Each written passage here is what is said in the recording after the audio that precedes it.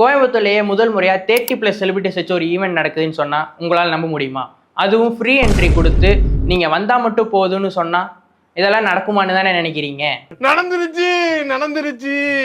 ரீசெண்டாக ட்ரெண்டிங்கில் இருக்க டாப் மோஸ்ட் ட்ராவல் பிராண்டான லெக்ஸ்கோ ஹாலிடேஸோட 3rd பிரான்ச் நம்ம கோயம்புத்தூரில் வர May 11 லான்ச் பண்ண போகிறாங்க.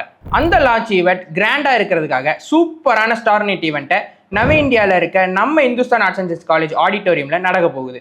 அதில் டான்ஸ், சிங்கிங், மியூசிக், காமெடின்னு May 11 ஈவினிங் 6:30க்கு ஈவெண்ட் ஸ்டார்ட் ஆகுது.